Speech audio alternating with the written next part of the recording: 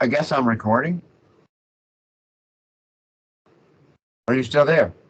Yeah, it says Oh, it okay. Okay. says Uh, it says it's recording, I guess. Yeah, it says you're recording the call. Cool. okay. So, yeah, I'm not sure where Uh, it's going to go, but that's okay. it'll probably at the end it'll probably ask you what you want to Yeah, do with it. where to put it? Okay. Yeah, I would assume so. I've never used the recording directly in Skype. I use a different tool to record off of Skype. Okay.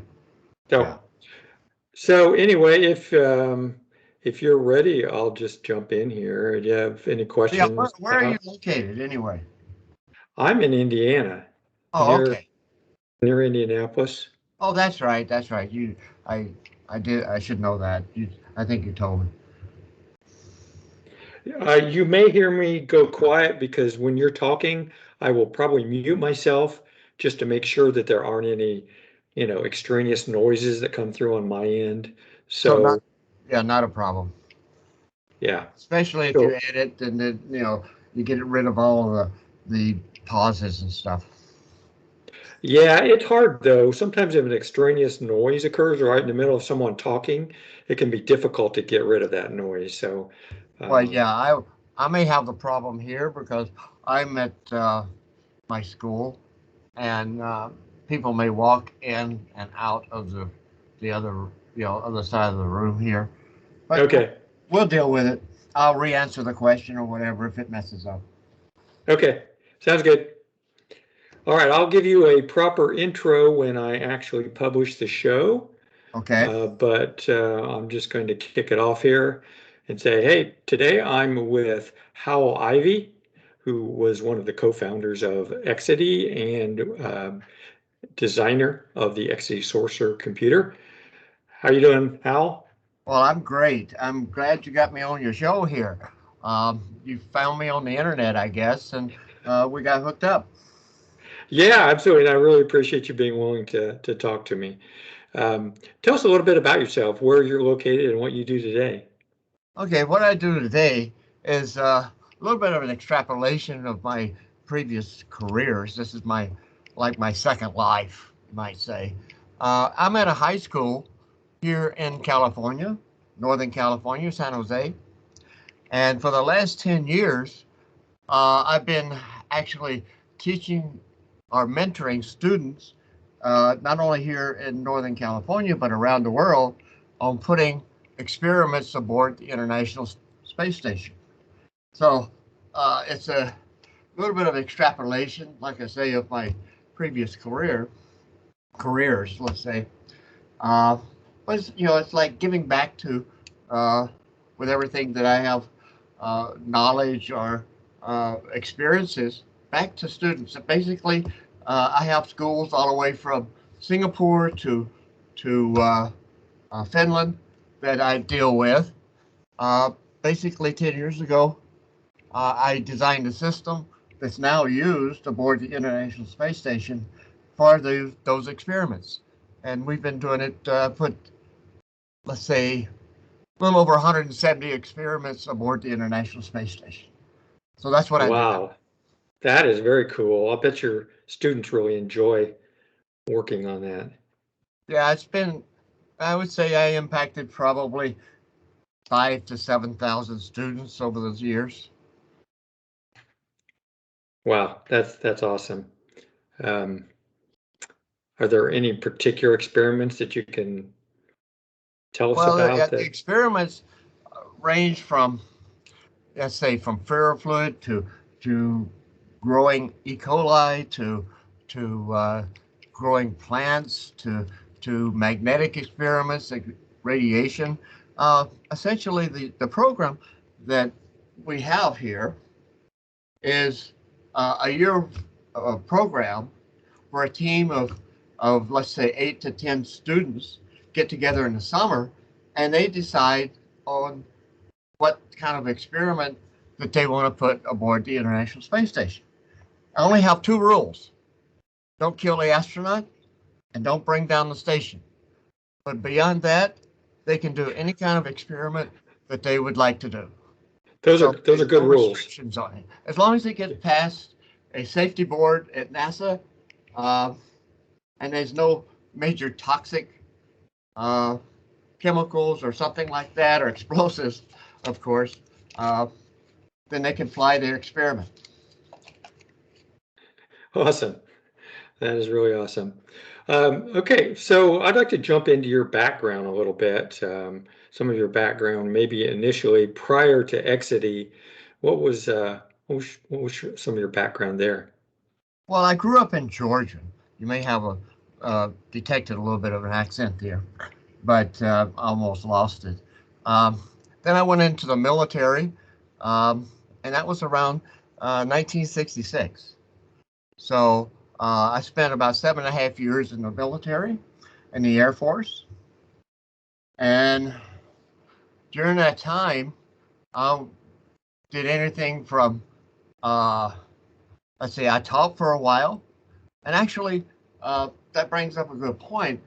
At the uh, when I was teaching there in Colorado, um, I was teaching electronics, and that was my first experience with a computer. Actually, that was a Bytran 4. It was a teaching computer. I wrote a little course on that for the other instructors there. Um, so then I was stationed in New Mexico, where I got to play with large, let's say, large drones uh, that flew very high, and they were reconnaissance drones. Um, and then from New Mexico, I got stationed here in California uh, at the satellite control facility here. The And that is when I saw my first, let's say, video game.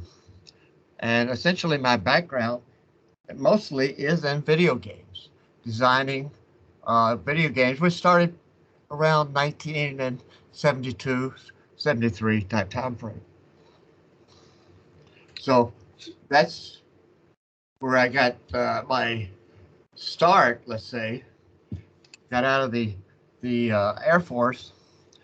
Well, actually, a little bit longer story than that. Um, I saw a video game, Nutting's Space Wars, here in California. And I said, I can do that. So I went home, and in my back bedroom, I put together a video game, and I finally uh, got introduced to Ramtech. And in Ramtech, they hired me and bought my game for $2,000. So that was a great experience for me.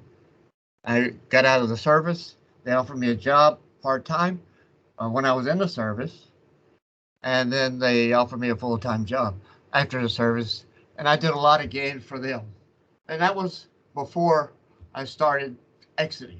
I left Ramtech to go to Exidy and created that company. So that So, brings you up to Exidy. right, exactly. Okay. Well, I'm sure there's a lot more there if we went into more detail, but that's a pretty busy time before then. So did so you started so Exidy came before the Sorcerer, right? Oh, that's correct. Yeah. Um, Basically started Exidy around 76, uh, actually 75 type time frame. It's been so long, the years get kind of mashed together. Sure. So so you started Exidy and you had the idea to develop a home computer, Well, right? Can actually, you the Exidy's main concentration was actually video games. I did a uh-huh. lot of video games, Exidy, and from uh, if you know the infamous Death Race to other shooting games and that type of thing.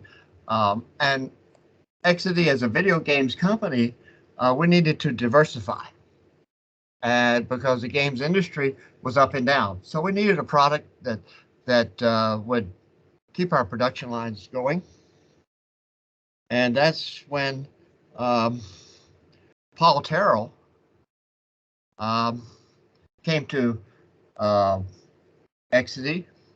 I mean, he did the bike shops, if you remember, and said, we have the expertise because we do video games. Why don't we do a computer? At that time, I had done a couple of 6502 games, a couple of games with a 6502 computer. So that's where the expertise or our experience came from. So what was the target market for that? I mean, was it basically video games for the home market, or what was the target market for the computer itself? Okay, that the market for the Sorcerer, we always wanted it to be a business type machine. Um, that's the reason that it had increased uh, let's say text and characters on the screen. We weren't interested in color. We wanted it to be more of a business type machine, but it did turn out to be very popular with some hobbyists at the time. We chose to do a Z80 type processor for the main processor because of the business software that was being developed. Even though we were very familiar with the 6502, and that was in the PET, I think. But the main software base for business was, in fact, the 8080 base software, which is Z80 fit into.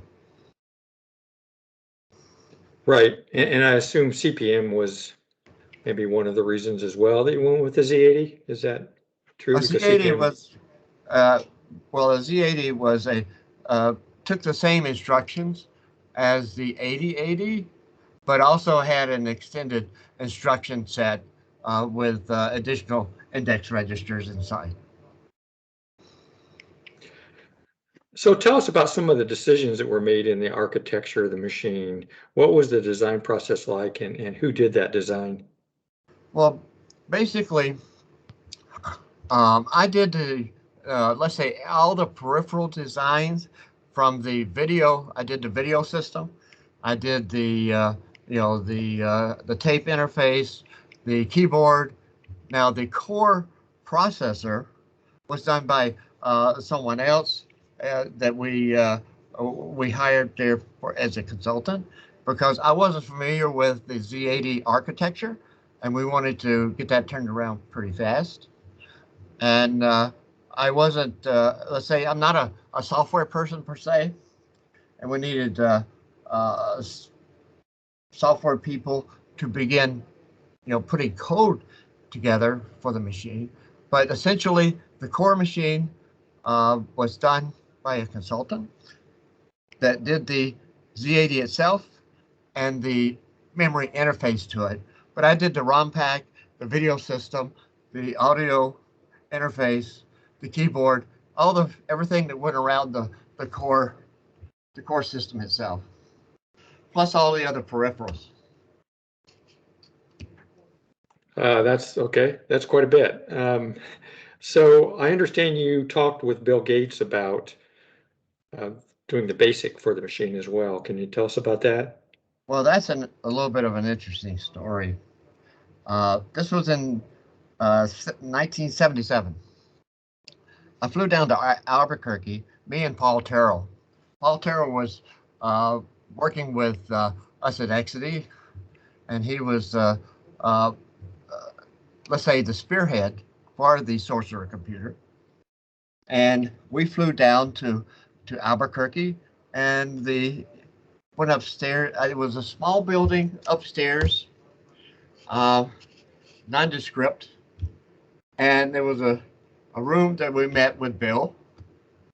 And at that time, I think he only had maybe 4 or 5 employees. Um, I tell a story about that. I wish at that time I had $100 just to put on his desk and say, remember me later, you know. Right. But but yeah, we licensed the Microsoft Basic, and I think that was we could have been as Exidy or as the Sorcerer, one of the first people to license the Basic once he got finished with the MIPS and his lawsuits there, because um, this was in the summer of '77 that Yeah, we did pretty early. this, Hmm. and we introduced the Sorcerer to the public in the spring of '78 at the Long Beach Computer uh, Conference. So the timing works very well. If you look at the history of Microsoft and what's happening there, we were probably there in July, June, July of '77. So, and yeah, I mean, Microsoft was a very small company upstairs in a small office, and basically 3 rooms, I think, in the whole office. So that was my experience with Bill Gates and Microsoft. Okay, so you licensed the BASIC from Microsoft then, and that was provided at the time the machine came out. There was also a word processor cartridge and an assembler cartridge that were Yes, available. yes. Where did those come from? Who wrote those? Okay, we licensed the word processor from I think it was a version of Spellbinder at the time. Uh, it was that was basis as a 8080 processor. Um, but we did license the Spellbinder, I think, and I'm not sure about the assembler um, cartridge. Uh, that could be a derivative of our own use in house. So it's hard to say. I don't remember that portion, but I do remember the word processing cartridge being a Spellbinder. Okay. Now, at the time, uh, you can imagine that um, Exidy being a video games company, um, we didn't have the in-house expertise per se to develop software. So through Paul Terrell and his connections, uh, he was able to bring in, several people to uh, to assist us, like John Borings. He wrote the original monitor for the Sorcerer, um, and began to integrate the basic into the Sorcerer. So he was very early on contributor to the Sorcerer machine. The Sorcerer design really had a really nice high resolution graphics capability, uh, more so than anything really that was out at the time. So can you tell us a little bit about that? Well, basically the original graphics, let's say, came from our experience or my experience with the video games industry, in that the doing games to having images on the screen and being able to manipulate those images. That I'd say that was more of an offshoot. Now we needed a higher resolution screen, so I uh, created a 512 horizontal resolution, and was able to use, like I say, some of the games experience with the programmable graphics characters, and so the user could put any kind of character in the each one of the character locations, and with that gave it a great graphics capability, not just the alphanumerics. So I'd say that was a offshoot of the our experience in the games industry, and we wanted to go to the business market not only with the text and characters, but also, let's say, process control.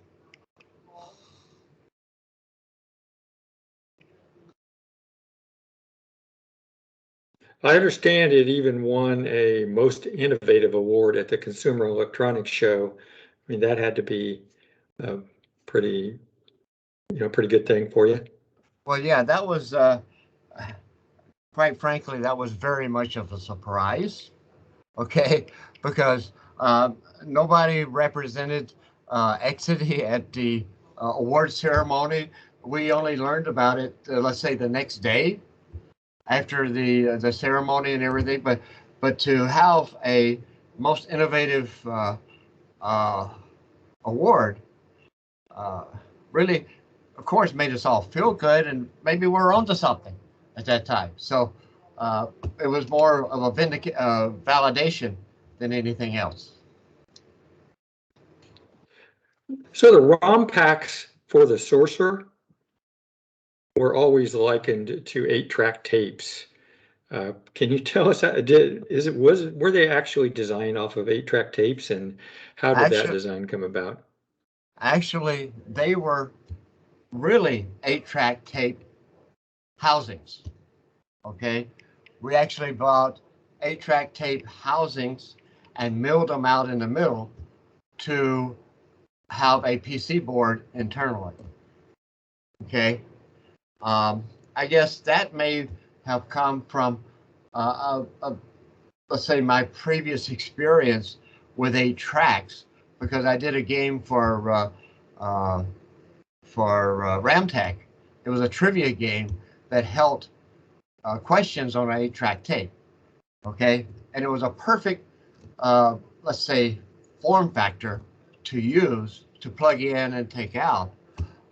So essentially, took that form factor, and remember, Exidy was a relatively small company. Well, it was a small company. We didn't have any money. It was all, internally financed. That we didn't have the money to go out for moldings.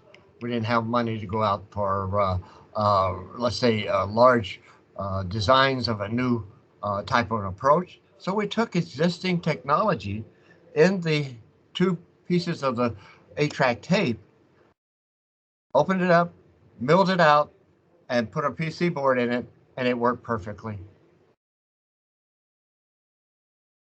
So that's the history there. Is not rocket science. Let's put it that way. Okay. All right. So in 78, when the Exidy came out, or the Sorcerer came out, really the only personal computers that were out were the Apple II, the TRS-80, and the PET, right? Those came out in 77, and then Right. you guys came out in 78. So you were pretty early to the market. That machine really seemed well designed compared to those other machines to make some inroads. What do you think its advantages were over those machines? Well, the main advantage was in fact the screen, um, because the higher resolution screen, the both the PET and also the Apple II, Apple II being color, the and the PET being a 6502 machine, uh, both of those were somewhat a disadvantage. The color, because you couldn't get the resolution on the screen. It was a great, let's say, hobby machine for games and limited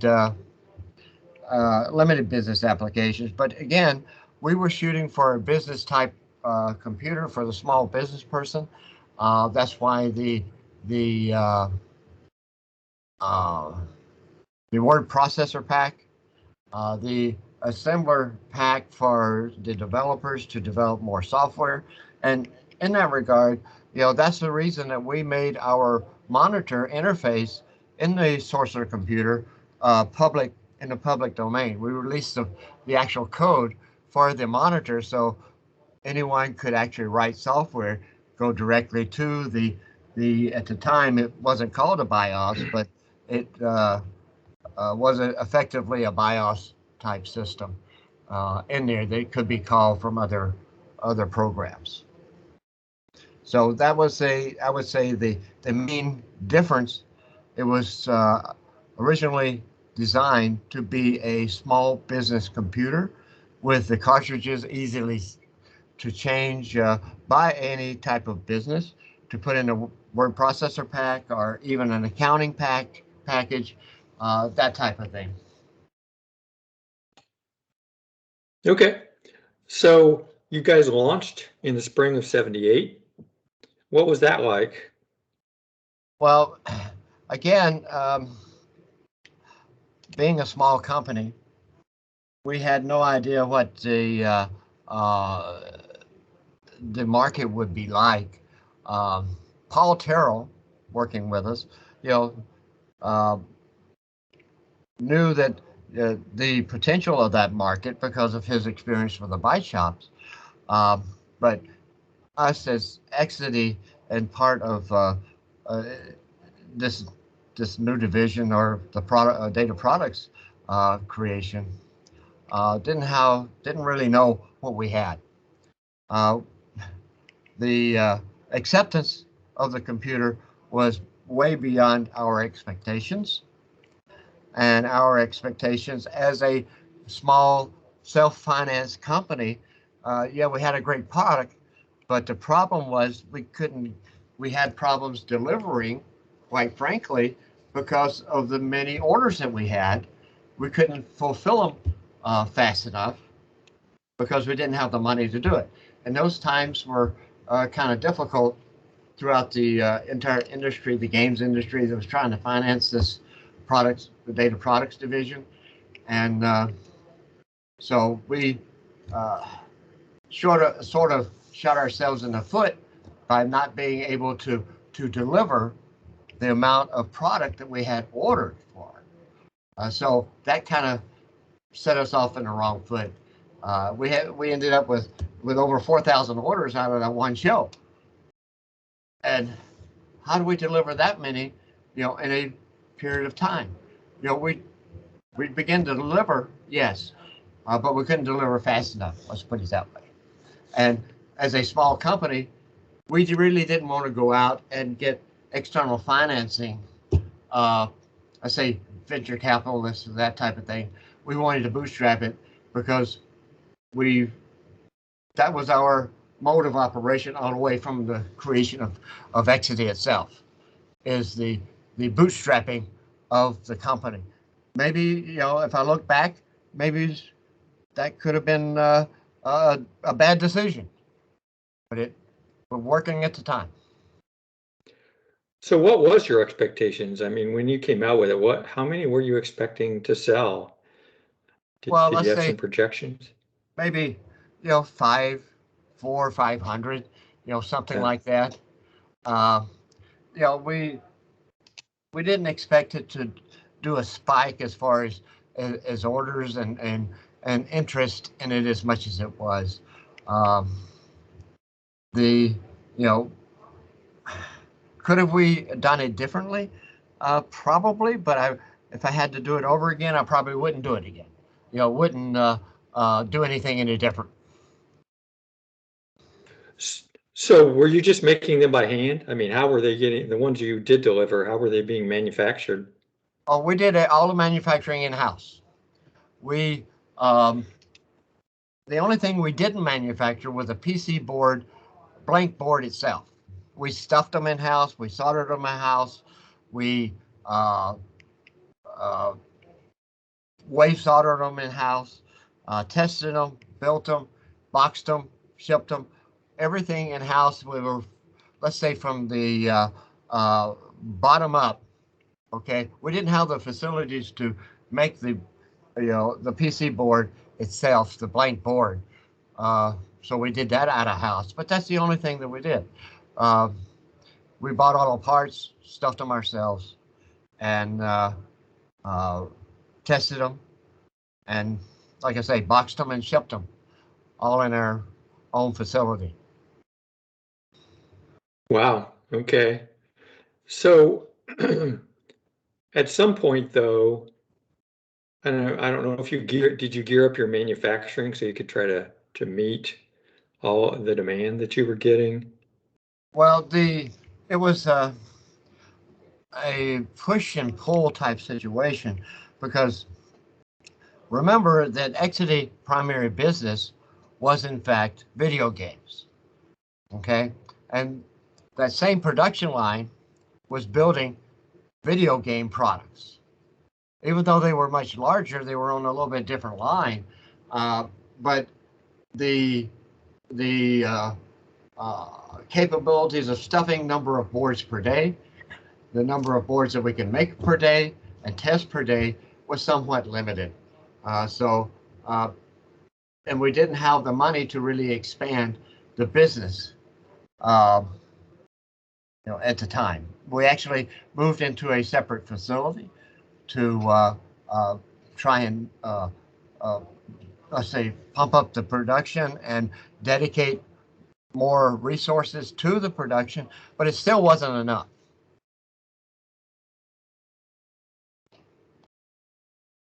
So at what point, decided, because I don't recall how long you actually manufactured the Sorcerer, but at what point did you decide that it, just wasn't working and that you were going to have to discontinue the line? Well, essentially it was the summer of 1980, okay, that the video games industry was really, let's say, bad at the time. The market was really down for the video games. And quite frankly, the Exidy was going through a very difficult time financially. So we ended up selling the division around the summer of 1980, and it was continued to be produced by another company that we sold it to. I think Destiny, if I remember right. They produced it for several more years. And one of the things with the Sorcerer, it was very popular in Europe, very popular in Australia. We sold a lot more overseas than we did, let's say, locally in the United States. Be it was more marketed directly overseas by, let's say, Dick Smith in Australia. He marketed it, quite heavily there. Therefore, there was a lot of sales. We actually licensed it to a group in the Netherlands. They were building some of the sorcerers there with our technology. And that was actually a nice revenue stream that for Exidy worked out pretty good because we just got royalties off of that. Therefore, we didn't have that much of an expense to do that. So, but it was difficult times around 1980, and we had to concentrate on one thing or the other, and that was video games or the computers. And at that time, IBM was entering the business, and we didn't want to compete head to head with Big Blue. They had much more resources than we did, even though we did have a viable unit. We couldn't keep up with big industry at that point. And again, not as the direction that Apple took with venture capitalists coming in and allowing them to really build a business. We decided to try and keep it in-house, and therefore, was it a good decision? Who knows? So what I see here is that you sold the rights to the design to Dynasty Computer Corp in Dallas, Texas in '79. Is that right? Yes, I think so. And then it also talks about the fact that you licensed the machine to CompuData. I think that was Europe. Yeah. So I guess I don't understand how you did both. I mean, if you sold the rights to the design, how did you license it as well? Okay, it was licensed and then we sold the design. Okay. Okay, it was licensed and they were being manufactured there in the Netherlands and Europe. Okay, and then essentially later on we sold the design to this. I see. They took Okay. the all the inventory that we had, basically all of the components and parts, and they basically bought the division. Let's put it that way, the data products division.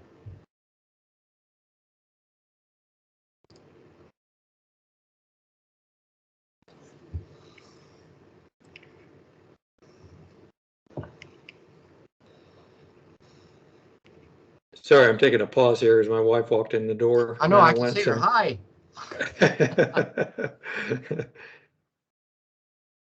So I'll let her finish up here and then we'll start back in. No problem. It's nice to edit, right?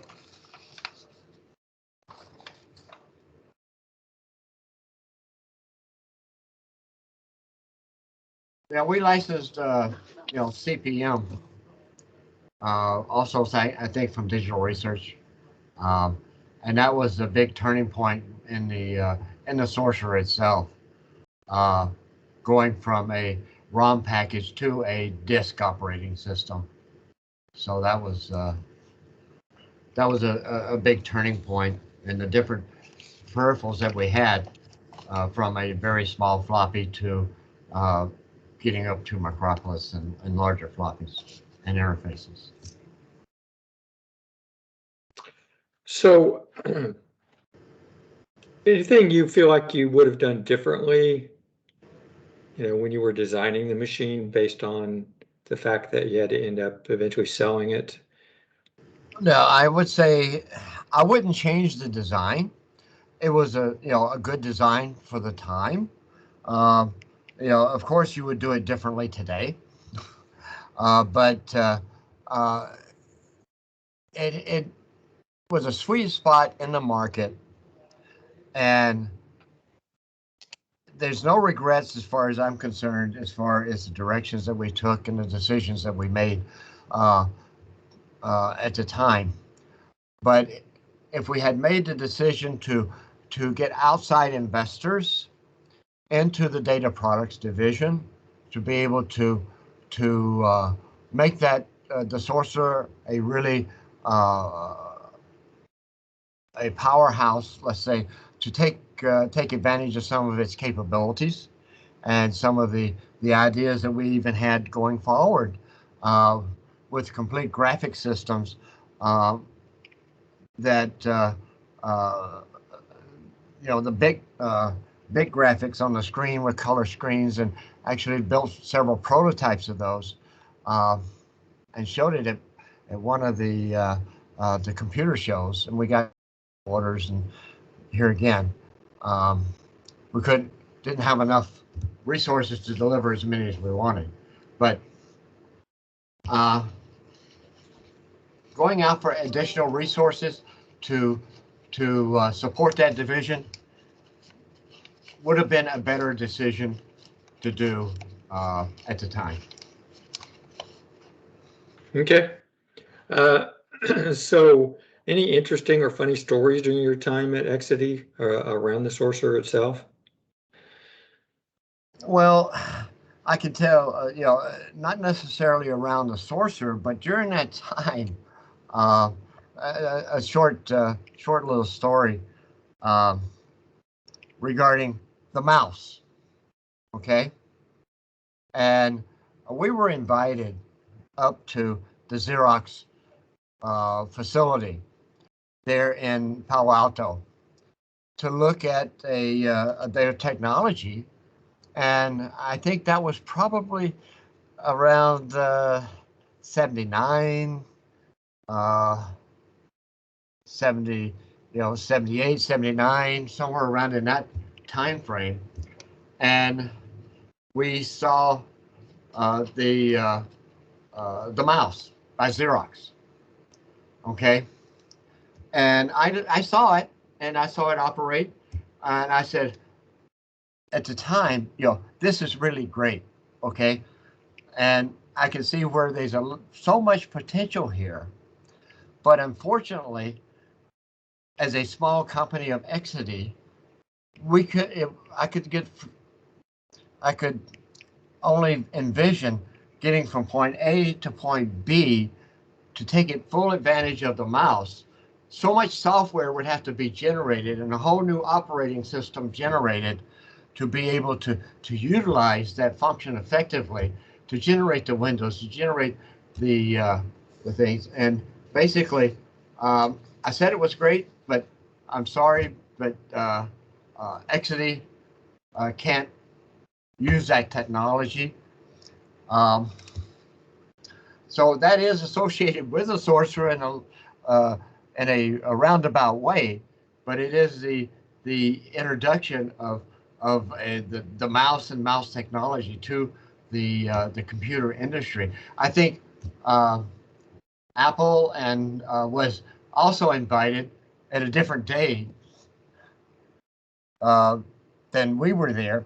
I think they were bringing in different small companies or companies at the time to show this technology, and we were one of the ones that actually looked at the mouse technology,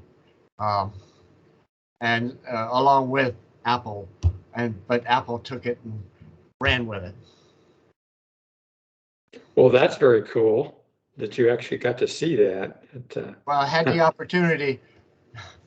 Had the opportunity to turn it down. Let's put it that way. Right, right. Neat. So when did you actually leave Exidy and where'd you go from there? Okay, I left Exidy in '86. Um, that was back when Exidy was coming out of its financial situation. It was getting back on its feet, but I did leave at that time. I went to Sega Enterprises. Sega, that is the games company, Japanese. I left there and like I say, I started in '86 there, and I was responsible for all the manufacturing of all of their products in the United States, South America, and Europe, and the engineering liaison between the United States and Japan. And that basically, this was all in the games industry. Um, Basically taking some of these things that were developed in Japan and Americanizing them for the U.S. market for manufacturability and also for the playability for the U.S. market. I was president of the one of their divisions, um, the manufacturing and engineering division, not the consumer. It was all on the commercial side. These are the ones, the machines that took quarters, the ones you should find in the arcades. Anything from the stand-ups to the sit-downs to the large-scale simulators. We built those, designed them in the United States and also Japan. And I was with Sega for about 17 years.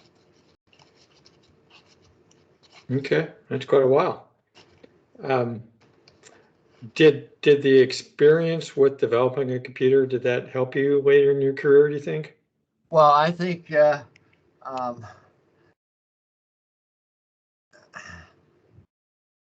of course it did. Okay. Now to say how it experienced it, I've been a hardware designer and writing software for the last 50 years, let's say. Um, Now it's one step at a time. You learn every day. Now you apply what you've learned previously to new designs. I'm designing systems today that I'm sure if I really thought about it, maybe it goes all the way back to the sorcerer. Uh, so is it influential? Yes. Um, it is designed for reliability, designed for user interface. I mean, it's the overall experience that you have developing products from conception all the way through production that if you don't have that baseline experience, then I won't say you're going to fail, but you're decreasing your chances of success. And this is why I'm here at the high school level doing these experiments for the International Space Station, and because what we try and do, or what I try and do here, is take the students from a conception of an idea through the design, through the what if scenarios of the design process, the research involved, to the actual building of a product, going through the things that works, things that don't work, the trial and errors of the design, and then building it for a final use, shipping it, seeing it operate or not operate, and coming back and having a forensic analysis of the product. So it's a basic short course of 1 year, let's say, of a complete design engineering process from conception to the forensic analysis of what happened. And that's what trying to instill into the students that are in our program here. Yep, makes perfect sense. Do you have any Exidy computers today in your collection somewhere or in your home? I wish I did. There's a little story with that, because nothing against my wife, but I had 3, 4, 5 of them that were all in prototype type stages, and they were taking up space. And this was probably 15 years ago or something like that. She said, well, we need the space, so I actually got rid of them. They were prototypes, and they were all, let's say, repurposed for other functions. But no, I don't have one now. I wish I did. You didn't donate those to a museum or something like that? Well, I've seen them in museums. Oh, okay. But no, not at the time. That is the benefit of a hindsight. Works wonders. I was gonna say, you didn't actually throw those away, did you? Those prototypes? Probably. Wow. That makes my heart hurt. Well, but yeah, I mean, I look back on it now, and yes, that's like, do I have any of my games that I have built over the years at home either? No, I don't. I mean, so Okay. It's at the time that you're doing things like this, like that, you don't think about the futures, okay? And of course, if I had to do it over again, I would keep a couple of, the favorite video games that I've done are the Sorcerers, and complete Sorcerer system, and have it completely, continue to run. Yes, but at the time you're doing things, you don't think they're going to be important, 30 years from now. Let's say back when I was doing the Sorcerer in 78, 77, 78, would I be thinking about talking to you today in 2022 about what I was doing then? But if I had an advice to give to your listeners, okay, document what you do when you're developing it and what you're doing, because someday it may come back. Right. Okay, just like this podcast here. I would have never thought that I would be interviewed or on a podcast in 2022 of something I did in 1977. Well, podcast didn't exist back then, right? So it's not like you could predict exactly what would happen in 2022. So Yeah. I understand it. You go back to that time, and the best we could do is almost a teletype machine for communication. Yeah, exactly. Do you stay in touch with any of the people that you worked with at Exidy at the time? Well, my partner at Exidy, he died, several years ago, um, and we were, friends, up until he died.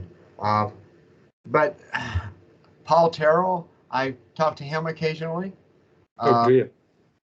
The I haven't talked to him in a while though. Um, so he's and occasionally a couple of other people, but uh, nothing. There's no reunions or anything like that. Let's put it that way. What about Bill Gates? Did you ever try to contact him ever since talk to No, him back he in? probably doesn't.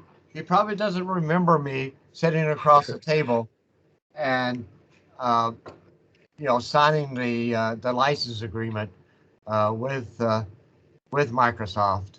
Um, and at the time, you know, it was just one more step in doing business. Uh, Little did we know, what the future would bring at that time.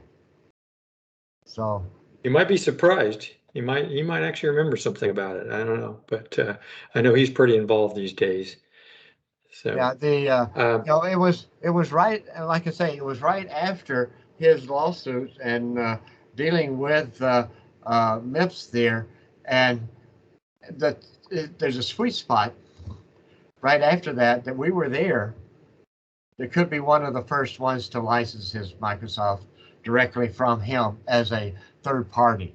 Let's put it that way, because he yeah, licensed it to MIPS and those previously. and that's very well why he might remember it. Who knows? Yeah. Okay. Well, I think Hal, I think I've run out of questions. Is there anything that I should have asked about that I didn't? Well, I can't think of they were I just want to give credit to all the people that were involved in the development of the Sorcerer. So programmers like John Bordings, like Vic Ptolemy. He was a big developer that we had there, software person. Um, and Michael Cooperhart with industrial design. Those people really stand out in the life of the Sorcerer. Uh, they gave it a soul. Let's put it that way, um, and made it come to life.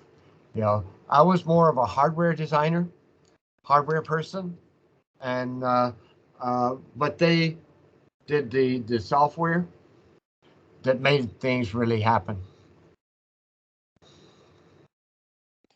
Yep, those had to be fun times, I'm They sure. were fun times. Um, Anything you want to say to the audience here before we call it quits? Well, as I mentioned before to your audience,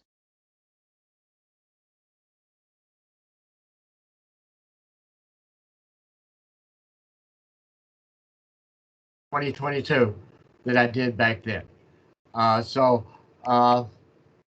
if you're doing the Sorcerer, if you're doing something like the Sorcerer, you're doing something, keep your documentation, keep your a first sample prototype, put it in the closet, put it in the storage, because you never know, it may be worth a lot of money later on. So that's a lesson learned. Let's put it that way. Good words of advice. All right, sir. Hey, I wondered if I could get a bumper from you before we sign Sure. off here. Um, just just something like, this is Howell Ivy, co-founder of Exidy and one of the designers of the Exidy Sorcerer. And at the end, if you could say, and you're listening to the Floppy Days podcast. Okay. Now I may have to do several takes on that. That's okay. No problem. I want to. Okay. This is Howell Ivy, the developer and designer of the Sorcerer computer. And you are listening to the Floppy Days broadcast. The only thing I would say is it's the Floppy Days podcast. Oh, okay. Other than that, it sounded good. Okay.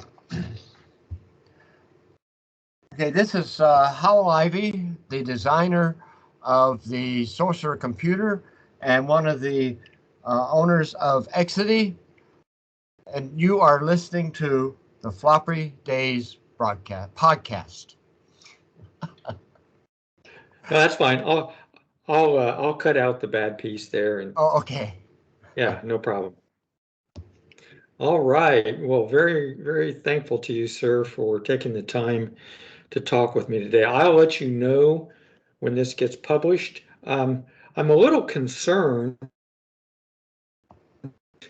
because the software I used to capture the audio stopped.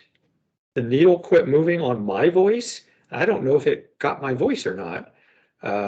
So I may have to grab the audio off of the recording. I'm hoping this Skype recording that you did works here, and I can grab the audio off of that if this didn't work. So, because I would hate it if, I got your voice and then my voice isn't even on there at all. Well, you can fill in the blanks, I could fill it in. That's true. I could fill it in. I don't want to do that, but I could. I understand. That's a lot of work and very yeah.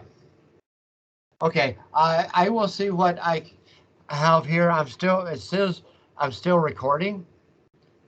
So I don't know. Let's see what happens when let's see what happens when you stop the recording. It may ask me as well. Okay, let me stop the recording here and see what happens.